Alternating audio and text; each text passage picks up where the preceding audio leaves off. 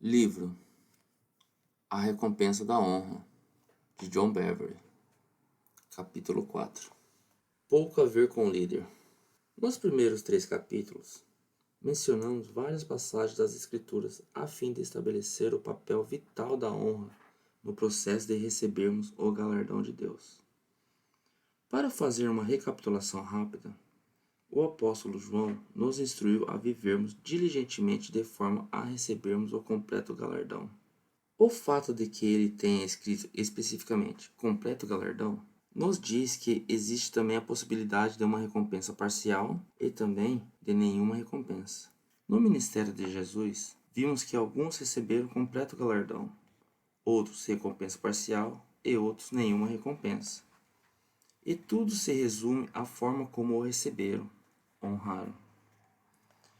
Jesus declarou logo antes de sua partida: Estou indo embora e vocês não me verão novamente, até que honrem aquele que envio a vocês em meu nome.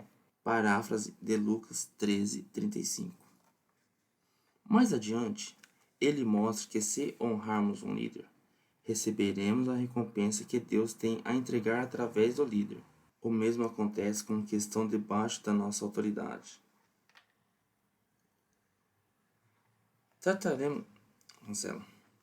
Trataremos primeiro dos que estão em posição de autoridade, e depois discutiremos os outros 2 níveis nos próximos capítulos. Exemplos de nossos dias.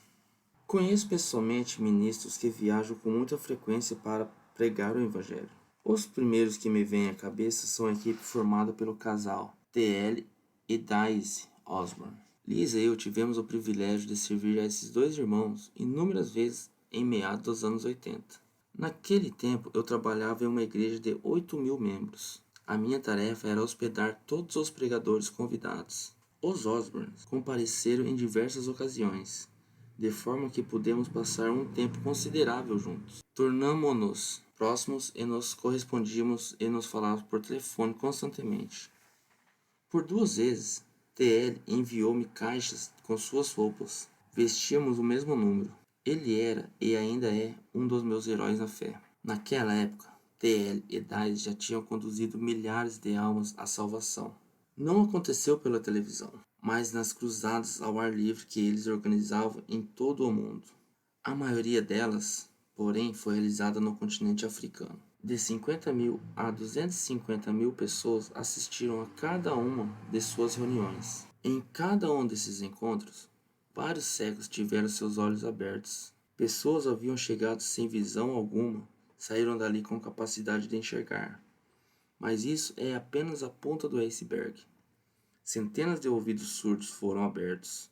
Multidões foram curadas de doenças incuráveis. Numerosos aleijados levados às cruzadas em macas saíram andando e carregando suas câmaras para casa. O irmão Osborne escreveu livros em que compartilha seus milagres notáveis de cura ocorridos nas reuniões ao ar livre, especialmente na África. Lembro de uma das histórias mais comoventes que o casal compartilhou conosco. Envolvia uma senhora e seu filho. Ela fora procurar Daisy entre uma reunião e outra de uma cruzada na África e levava um bebê morto nos braços. A criança estava inteiramente enrolada em um cobertor, inclusive o rosto. A mãe entregou o bebê a Daisy e pediu, por meio do intérprete, que ela orasse por seu filho para que ele pudesse viver. Daisy segurou o corpo embrulhado nos braços e começou a pronunciar uma oração simples. Dali a alguns instantes, ela sentiu movimentos e ouviu tosses e espirros debaixo da coberta. E ali estava o menino, vivo, olhando para ela. Daisy, então, cobriu a criança novamente e devolveu-a à sua mãe. A mãe levantou o cobertor e, ao ver seu rosto, irrompeu em gritos de entusiasmo. O episódio deixou Daisy perplexa. Ela se perguntava por que a mãe não teve reação alguma quando ouviu o bebê tossir e espirrar enquanto ainda estava em seus braços. Porque somente quando a mãe levantou a manta para ver o rosto do filho é que ela foi tomada de alegria. Então Daisy perguntou isto à senhora, por meio do intérprete. A resposta da mãe foi: Meu bebê nasceu somente com um olho. Havia apenas um buraco vazio onde deveria estar o outro globo ocular. Naquele instante, quando olhei, meu filho também fixou o olhar em mim com 2 lindos olhos. Há tantas outras histórias impressionantes das obras poderosas que fizeram, todos em nome de Jesus Cristo, o nosso Salvador ressuscitado. Tenho outro amigo que faz inúmeras cruzadas na África, principalmente na Etiópia e no Sudão. Suas cruzadas vão de 50.000 a 200.000 pessoas. Em suas reuniões, ele também vê centenas de olhos e ouvidos serem abertos. Ele vê aleijados andarem, inúmeras doenças serem curadas, e tumores encolher e desaparecerem. Há alguns anos, ele contou-me uma história tremenda. Na região da África onde estava realizando sua cruzada, havia um homem conhecido como o Homem Macaco. Ele era tão possuído por demônios que ninguém conseguia controlá-lo. Vivia nu sobre as árvores e andava sobre as mãos e os pés. Suas mãos eram tão calejadas quanto os pés. Alguns habitantes locais que se preocupavam com ele amarraram-no e levaram-no à reunião. Meu amigo me disse: John, eu estava pregando para uma grande multidão e de repente vi um homem simplesmente voar pelos ares, a uma altura de cerca de 2,5 metros, e de súbito caiu no chão. Ele não se movia. Pensei que estivesse morto. No dia seguinte, lá estava ele sobre a plataforma, inteiramente vestido com um terno e testemunhando sobre como Deus o havia libertado. Era o Homem Macaco. Então ele me contou que a multidão cresceu de milhares para centenas de milhares, porque o Homem Macaco era conhecido em toda aquela região. As massas queriam ouvir a palavra de Deus, que havia libertado aquele prisioneiro dos poderes demoníacos. Eu poderia relatar inúmeras histórias de homens e mulheres que presenciam esse tipo de obras poderosas, principalmente na África. No entanto, o ponto é que esses mesmos ministros voltam para a América ou para outras nações ocidentais. São as mesmas pessoas, pregam as mesmas mensagens, possuem a mesma unção, desenvolvem a mesma técnica ministerial, mas apenas algumas dores de cabeça ou dores nas costas, ou alguns casos de artrite são curados em suas reuniões. Por quê? Tudo gira em torno da honra. Esses amigos de quem falei são tratados em algumas dessas nações com uma grande estima e apreciação. Eles são vistos como homens e mulheres enviados por Deus e tratados como realeza. Você é homem de Deus, não é? Em algumas ocasiões, também ministrei na África, em países como Quênia, Zimbabue, Angola e outros. Em geral, fico bastante constrangido pela forma como sou recepcionado. Não por falha deles, mas por causa do nível de conforto que me oferece. Eles me tratam como se eu fosse um rei. Meus anfitriões colocam-me em seus melhores hotéis e sei que isso é para eles um grande esforço financeiro. Não me permite carregar nada, nem mesmo minha Bíblia. Dão-me suas comidas mais finas e as pessoas mais capacitadas são separadas para me servir. Lembro-me de, certa vez, após ter pregado a milhares de pessoas, ter sido levado até uma sala com ar-condicionado. Poucas pessoas naquelas regiões haviam experimentado o que é um ar-condicionado. Uma mulher, cercada por outras que estavam ali para servir, veio e ajoelhou-se diante de mim com a cabeça curvada e segurando uma grande bacia, enquanto outra mulher segurava um jarro de água para lavar minhas mãos. Depois que elas mesmas lavaram minhas mãos, outra pegou uma toalha de seu braço e secou-as. Elas estavam me dando o melhor que podiam, ou seja, honrando-me. Quando aquela mulher se ajoelhou diante de mim, fiquei desconfortável. Pensei, posso lavar minhas próprias mãos. Você não precisa fazer isso. Então, foi como se o Espírito Santo me advertisse com severidade. Nem pense em recusar a homenagem delas. Deixe que elas o sirvam. Há uma diferença entre honra e adoração. Para todos sempre adoraremos somente ao nosso Deus, Senhor e Rei, mas para todos sempre daremos honra a quem honra é devida. É o protocolo justo do reino de Deus. Lembro-me de que, nos anos 90, tive o privilégio de falar à liderança de um apóstolo muito conhecido. Este homem tem cerca de 5 milhões de pessoas nas igrejas que supervisiona. Suas igrejas se localizam em 18 nações diferentes do continente africano. Todo mês de fevereiro, ele reúne os 6.000 pastores presidentes, nenhum pastor associado é convidado, e pedem a líderes da América e de outros continentes que venham ministrar. Foi uma das unções mais fortes em operação de que me lembro em toda a década de 90. Preguei literalmente como um homem do outro mundo. A presença de Deus foi estarrecedora.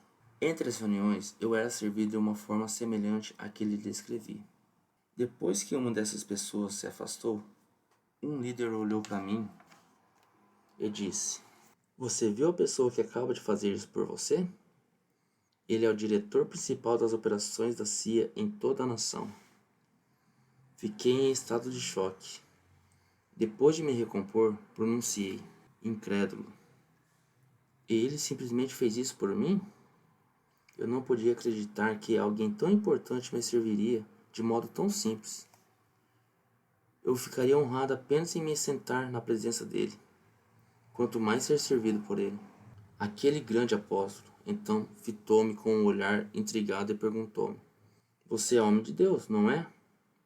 Pensei: nós, americanos, simplesmente não entendemos nada. Como uma mensagem é recebida? Tenho viajado e ministrado a palavra de Deus por mais de 20 anos. Venho observando continuamente que os lugares onde é mais fácil ministrar, onde o impacto e os milagres são maiores, há mais facilidade para a pregação e a presença de Deus é mais forte, são as várias nações em desenvolvimento, as prisões e as bases militares. Por quê? Porque na maioria das vezes eles demonstram honra e reverenciam a autoridade. Lembro-me de quando descobri que isso não tinha nada a ver comigo, como ministro, mas sim com a receptividade do povo. Eu estava programado para falar em uma igreja no sudeste dos Estados Unidos. Naquela comunidade também estava localizada a prisão de segurança máxima do estado, que detinha aproximadamente 1.500 homens. O pastor-presidente da igreja era também o capelão assistente da prisão. Ele me perguntou se eu aceitaria falar aos prisioneiros no domingo pela manhã. O culto deles tinha início às 8 da manhã e o culto na igreja só começava às 11. Tínhamos tempo suficiente para fazer os dois. Aceitei de bom grado. Cerca de 100 prisioneiros assistiram ao culto naquele domingo de manhã. A adoração foi surpreendente. Os homens cantavam de todo o coração. Esqueci-me do fato de que aquela era uma prisão de segurança máxima até o final da reunião. Quando perguntei ao líder do louvor quanto tempo ele ainda teria de cumprir, ele tinha olhos muito claros e um rosto alegre. Pensei que ouviria dizer 2 ou 3 anos. Olhando-me com muita paz e humildade, ele disse: "Senhor, estou condenado a 3 sentenças de prisão perpétua." É desnecessário dizer que fiquei absolutamente chocado. O tratamento dele para comigo foi de máximo respeito. Isso também foi o que percebi em todos aqueles homens que estavam participando do culto. Os prisioneiros ficaram admirados que o ministro de fora da cidade reservasse tempo para ir ali falar sobre Jesus. A honra que me dedicaram foi extraordinária. Fiquei realmente impressionado com a forma como me receberam. Quando peguei o microfone naquela manhã, comecei imediatamente a ensinar e pregar como um homem do outro mundo. A unção estava tão forte e a energia era tão abundante que eu corria para lá e para cá como um treinador de futebol preparando seu time para um jogo de campeonato. Os homens gritavam entusiasticamente. Foi tremendo o período que passamos ali. Falei por 1 hora. Depois o Espírito de Deus caiu sobre aquele auditório e, durante a hora e meia que se seguiu, algumas coisas impressionantes aconteceram. Homens foram salvos, cheios do Espírito Santo, curados e chamados ao ministério em tempo integral. Meu assistente na viagem veio à frente no final do culto, tomou o microfone e, com lágrimas correndo pelo rosto, disse com paixão: "Se eu morasse nessa comunidade, essa seria a minha igreja local." Um brado enorme irrompeu entre aqueles homens, que ficaram loucos de alegria. Saímos da prisão às 10h30. O pastor, meu assistente e eu estávamos extremamente entusiasmados e comentávamos com expectativa o quanto o culto seria maravilhoso na igreja do pastor. Eu disse: Esse culto vai ser tão bom depois do que experimentamos hoje. Eu simplesmente sabia que chegaríamos lá e que a glória que estava em nós transbordaria diretamente para o culto daquela igreja. Nunca me esquecerei do que aconteceu. Entrei naquele culto e mal podia falar. A atmosfera era tão dura e opressiva que minha pregação foi impedida. Comecei a pensar. Espera um instante. Há menos de 2 horas eu estava falando e ministrando de forma extraordinária. O que estava acontecendo? Eu não conseguia entender. Dentro de mim, não conseguia configurar ou analisar aquela situação. Sentia-me reprimido. A unção que estava sobre a minha vida fora freada. Naquela época eu não entendia o princípio da honra. Estava ainda no processo de aprender a respeito. Agora quero que todos saibam. Vamos perceber melhor a importância do que aconteceu naquela prisão. 16 anos depois, fui convidado para falar em uma grande igreja em Omaha, Nebraska. Eu não estava ciente da alegria que me aguardava. No primeiro culto que realizei naquela igreja, descobri que o homem que dirigia a mesa de som e fazia parte da equipe da igreja em tempo integral era o homem que dirigia o louvor na prisão naquele domingo de manhã. Fiquei tão chocado quanto fascinado. Perguntei: como você saiu? Você estava condenado a 3 sentenças de prisão perpétua, sem direito à liberdade condicional. Ele então começou a contar-me sobre o milagre da sua libertação, que é muito detalhado para escrever agora. Mas ele mostrou-me uma palavra profética que eu lhe entregara durante aquele culto. Havia 16 anos. O culto na prisão havia sido gravado em fita, o que lhe deu a oportunidade de anotar o que havia sido dito, guardando-o num jornal durante todos aqueles anos. Ele me entregou esse jornal, e eu comecei a ler as anotações. Minhas palavras declararam que Deus o colocaria para servir o reino em tempo integral, e que o seu ministério dentro das 4 paredes da prisão era apenas uma preparação para o seu ministério mais tarde do lado de fora. Eu havia dito isso a ele antes de saber que estava condenado a 3 sentenças de prisão perpétua. Fiquei tão feliz por não saber da situação dele durante o culto. Teria sido difícil dizer essas palavras sabendo da severidade da sua sentença. Isso demonstra o quanto o mover de Deus foi poderoso naquele culto entre os prisioneiros. E, no entanto, apenas 1 hora depois, na igreja, a atmosfera foi tão fria que me senti reprimido. Mal pude pregar. Naquele dia aprendi que não tinha nada a ver comigo, mas com a forma como sou recebido na condição de alguém enviado por Deus. Os prisioneiros me valorizaram, me honraram e me apreciaram. Os membros da igreja, por meio de sua linguagem corporal, disseram: já ouvimos tudo isso. Já ouvimos muitos ministros convidados. O que você tem a dizer de diferente? A imensa diferença de resultado derivou de uma palavra: honra. Honrando a quem nos insulta. Permita-me mostrar-lhe ainda, a partir das Escrituras, que isso tem pouco a ver com o ministro e muito a ver com a forma como ele é recebido. Havia um homem no Antigo Testamento cujo nome era Eucana. Ele tinha 2 esposas, Ana e Penina. Fico tão feliz por não termos esse costume hoje em dia. Amo estar casado com uma única mulher. Penina tinha filhos, mas Ana não tinha nenhum. Ela era estéril. Naquele tempo, as mulheres demonstravam amor por seus maridos dando-lhe filhos, especialmente do sexo masculino. Por quê? Porque era imensamente importante dar continuidade à descendência do homem. Ano após ano, a família viajava até Siló para sacrificar ao Senhor. O número dos filhos de Penina continuava a aumentar, ao passo que Ana não tinha nenhum filho para apresentar ao Senhor. Isso a deixava constrangida, e para piorar as coisas, Penina zombava delas. As escrituras registram. A sua rival a provocava incessantemente para a irritar. 1 Samuel 1, 6.